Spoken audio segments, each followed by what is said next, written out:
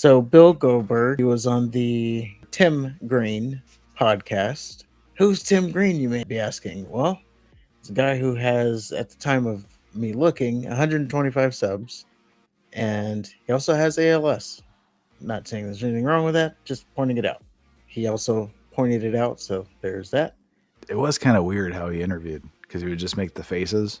Well, a lot of points I saw, I don't know if it was a still or he just wasn't moving, but it looked like it was just like a photo of him. But then, yeah, he'd start talking, so I was confused. That was what was happening. Yeah. I don't know. When you get ALS, I know your time kind of gets numbered. So why start such a venture of doing podcasts? I don't know. Why would you stop living? I don't know. As podcast though, it's such hard work. Is it? Like that's what you're gonna go down the road of? Well, I guess the interview part is not hard. Actually, I think that would be hard because you got to think of the questions and shit. And you would think, oh, well, anybody could think a question is asked, but then you got to think of good questions. Yeah, and what the fans want to know. Ask the questions to get the responses as such. Yeah. So yeah, the podcast is Nothing Left Unsaid. This is his second interview.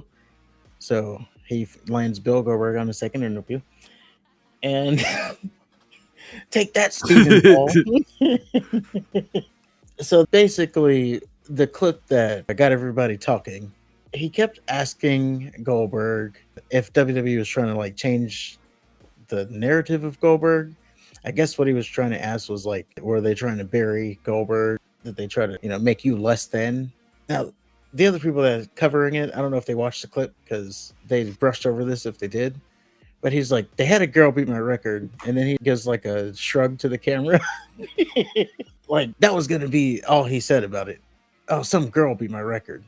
And then he said, I don't know. It was some Japanese girl that beat my undefeated streak. Auska, I think was her name. And that's what got everybody riled up. And then he went on to say that happened right when I got there in 2003, 2004. Kind of ironic how everybody started to do the spear once I got there, right? Yeah. You didn't get along with Triple H. Yeah. Mr. Green asked him, well, why do you think that happened? And he said, well, it's because I didn't get along with Vince's son-in-law, who is Triple H. He was in WCW. Triple H was in WWF at the time. And Goldberg said he had a friend, not even him, a friend who talked to Triple H.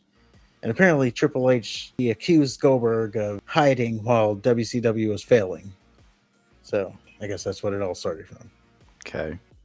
But again, it wasn't Triple H and Goldberg who said this. It was a friend of Goldberg who told him that Triple H said this.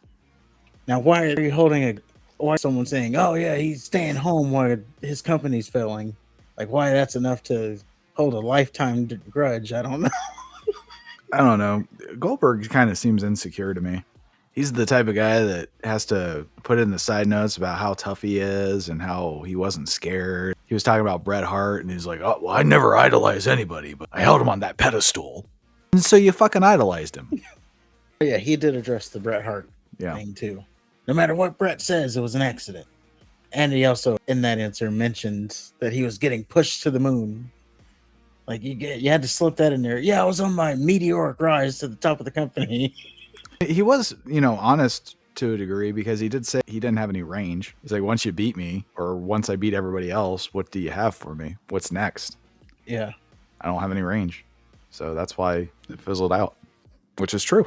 Because once they beat him. Yeah, the thing was over. But the Auska thing, of course, fans got upset because, one, he called her Asuka. The funniest things that were happening was he had fans like, oh, Goldberg wishes he could be a third of good of wrestler as Auska, or, do a third of the moves he can do. You can't even do 25% of what she can do. Goldberg will be bigger than Auska will ever be with 2 moves. Yeah, and then you had the other side of the fans. And Auska wishes she can get 25% of the reaction that Goldberg gets, or the money, 25% of the money he made. So it became a question of like, I don't know, the Auska was the better wrestler, but Goldberg is the better draw. It's like, well, it's not about the wrestling, it's about the draw. If you're just going Inferno, that's what you think. Oh yeah, it's about the draw. And then other people were thinking it's about the wrestling. So, are you team Auska or team Goldberg on that? I don't know if I'm on anybody's team. I could understand, especially if Goldberg doesn't watch wrestling. I could see how he would call her Asuka. I think he's from Georgia. I don't know how many Japanese people he knows. Yeah. No harm there. And to be fair, Asuka is just some Japanese girl. Because after she lost to Charlotte, what has she been? Yeah, definitely lost the luster after losing to Charlotte. I mean, she was awesome in NXT and when she had the undefeated streak, but then she was built up to lose to Charlotte, and then she's been kind of an afterthought after that. Even her first title reign was a secondary thought. Well, for what it's worth, she did make it 900 and some odd days as undefeated, 2.5 years. I couldn't find like the exact number of when she had in her streak. Mm-hmm. I remember it being over 200 though, where Goldberg's streak was 173-0.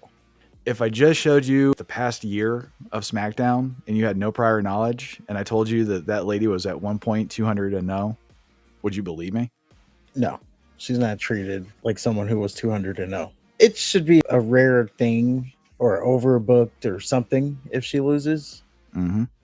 Not just taking L's all the time. Yeah, and all it was to make Charlotte look good, and they didn't give a fuck what happened after that. So no, I don't think Goldberg's wrong.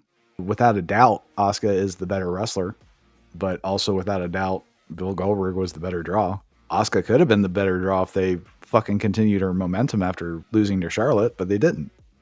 Yeah, should have definitely helped her out a little bit more. I just don't think Goldberg pays attention. What's he supposed to say? Oh, the greatest female Japanese wrestler in the world from Tokyo, Japan. She was born 19, blah, blah, blah, blah. Like, is he supposed to know every single detail about her?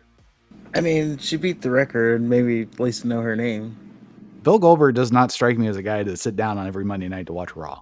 Well, before he even said that, just like some girl.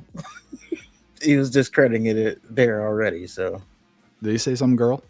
Well, I'm sorry. He said a girl. A girl beat my record. And then he shrugs into the camera. Okay. And I'm surprised there was no, toxic masculinity and stuff. I'm sure it's there. Not yet, because people didn't watch it.